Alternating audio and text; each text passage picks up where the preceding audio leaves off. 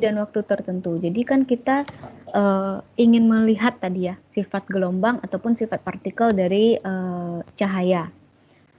Jadi untuk mencari tahu bagaimana posisi cahaya tersebut, bagaimana caranya cahaya tersebut berpindah, atau bagaimana pergerakan dari cahaya itu, maka kita perlu untuk melihat proses perpindahannya. Nah, proses perpindahannya bagaimana? Dengan cara menggambarkan seolah-olah cahaya ini berpindah seperti gelombang, seperti itu. Nah, yang dicari itu adalah gelombang transversal, yang digunakan sebagai patokan itu adalah gelombang transversal. Dan tadi saya kalau nggak salah dilihatkan oleh temannya mengenai perpindahan partikel yang mengikuti gelombang sinusoidal. Jadi maksudnya sinusoidal itu punya puncak dan punya lembah seperti itu. Nah, jadi kita ibaratkan bahwa partikel tersebut bergerak sepanjang gelombang sinusoidal itu. Jadi dia bisa bergerak, bisa tiba-tiba mencapai puncak, bisa juga tiba-tiba mencapai lembahnya. Nah, untuk memprediksikan posisi dari elektron atau partikel dari objek di sepanjang gelombang tersebut, maka kita gunakanlah probabilitas gelombang ini. Jadi probabilitas gelombang ini kita gunakan untuk mengamati di mana posisi dari objek tersebut. Jadi pada waktu tertentu, pada posisi tertentu, apakah di sana terdapat objek yang kita ingin amati, seperti itu. Nah, biasanya probabilitas gelombang itu bernilai antara 0 dan 1. Di mana 0 itu artinya tidak mungkin untuk ditemukan objek pada posisi dan waktu tersebut, sementara 1 artinya untuk dapat menemukan objek di posisi dan waktu tersebut itu sangat besar kemungkinannya. Jadi namanya probabilitas, kita hanya berbicara tentang kemungkinan. Apakah kemungkinannya di situ ada objek atau kemungkinannya di situ tidak ada objek. Seperti itu. Nah, bagaimana caranya kita tahu bahwa si ini nilainya 0, bahwa si ini nilainya 1, atau mungkin nilainya di antara 0 dan 1. Nah, inilah kita gunakan fungsi gelombang. Nah, jadi kalau si nilainya 0, itu kan berarti tidak mungkin untuk ditemukan objek. Tetapi nilai si ini tidak hanya 0 dan 1. Jadi nilainya itu antara 0 dan 1. Jadi bisa 0,1, 0,2, sampai 0,78, 0,9 seperti itu. Nah, jadi maksudnya itu begini. Jadi jika misalnya si itu nilainya 0,6. Artinya berarti ada 60% kemungkinan untuk menemukan objek pada posisi dan waktu tersebut. Jadi kita tentukan posisinya, kita tentukan waktunya, lalu kita hitung. Setelah dihitung ternyata diperoleh nilainya 0,6. Berarti pada posisi dan waktu tertentu ada kemungkinan 60% untuk menemukan objek di sana. Sebaliknya, kalau misalnya C-nya nilainya 0,2. Nah, berarti pada waktu dan posisi hingga kita peroleh nilai 0,2 ini, berarti hanya 20% kemungkinan untuk menemukan objek di situ. Artinya, kemungkinan untuk menemukan objeknya itu sangat kecil.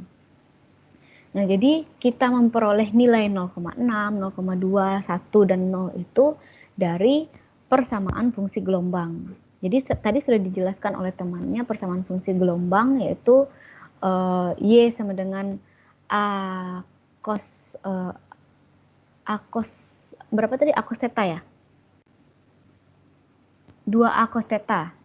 2A cos theta tadi persamaan gelombangnya. Jadi nanti kalau kita hitung menggunakan persamaan gelombang itu, kita akan lalu kita masukkan ke dalam fungsi gelombang ini, maka barulah nanti kita peroleh nilai dari C ini. Jadi fungsi gelombang ini perhitungan yang digunakan untuk menentukan nilai dari probabilitas gelombang, seperti itu.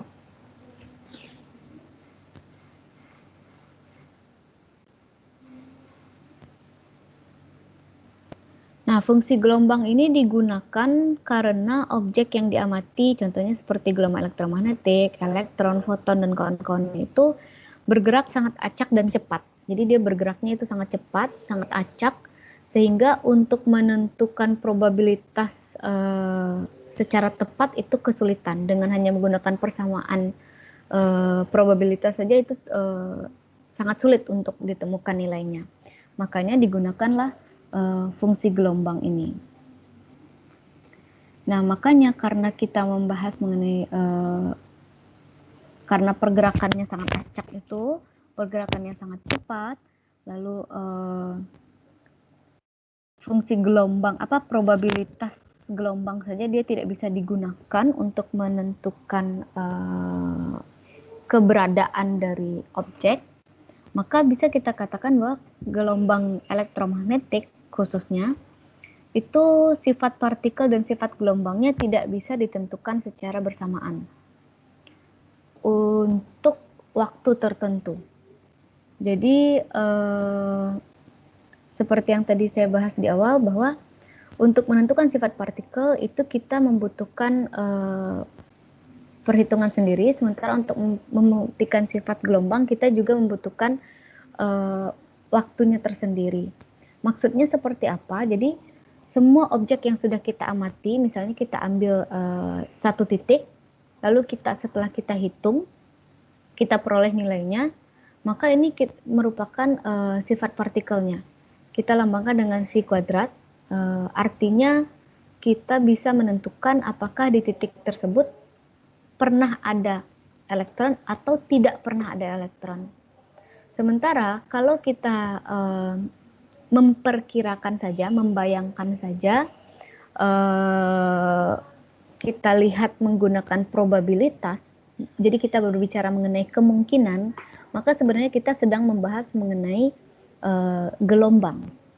Jadi kalau kita sudah bisa menemukan nilai pastinya, seperti 0,2 dan 0,6 tadi, di sana ada 60% kemungkinan besar muncul elektron. Ada 20% kemungkinan untuk ditemukan elektron.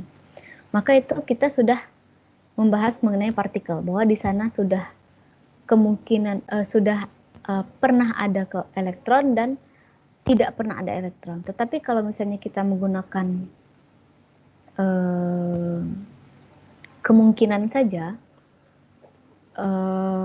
jadi itu kita prediksi untuk di masa yang akan datang. Nah, itu kita berbicara mengenai gelombang. Jadi biasanya nanti kita lambangkan dengan C, yaitu tentang probabilitas, tentang kemungkinan. Seperti itu. Tentang fungsi gelombang dan sifat gelombang. Oke. Untuk sifat gelombang dari partikel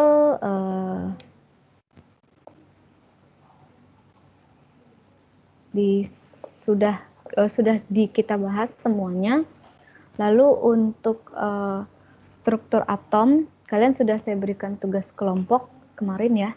Nanti kita cari waktu lagi untuk menjelaskan mengenai struktur atom tersebut.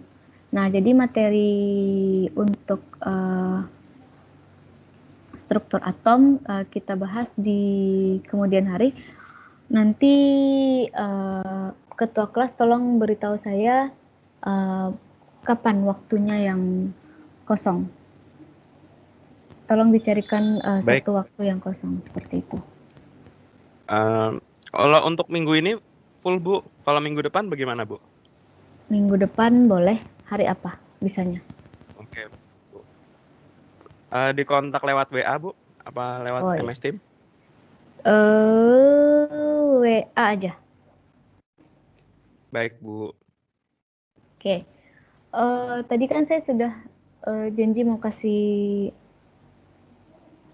contoh ini ya, contoh tugas makalah. Jadi nanti akan saya berikan kalian, kemarin kan kalian sudah membahas mengenai struktur atom ya. Nah, di sana kan ada laser. Ada pembahasan mengenai laser. Jadi nanti tolong dibuat makalah mengenai laser. Jadi poin-poinnya nanti akan saya tentukan melalui assignment aja, nanti saya berikan poin-poin yang akan dibahas ya tentang laser ini. Jadi kalian kumpulkan minggu depan makalahnya, nggak perlu pakai latar belakang, tujuan, rumusan masalah, itu nggak perlu. Cukup kalian tuliskan covernya, lalu daftar isi, lalu langsung ke pembahasan dari poin-poin yang saya minta, seperti itu. Itu aja. Jadi nggak usah terlalu ribet bikin makalahnya.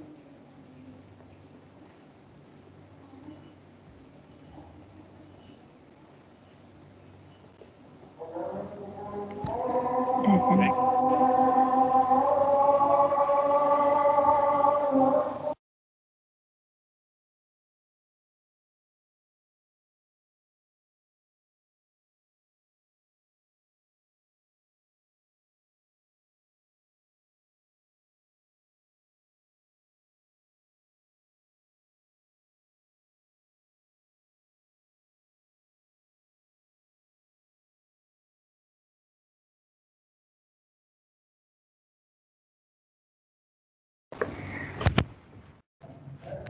Oke, di sini sudah azan, jadi kuliah kita sudahi dulu sampai di sini.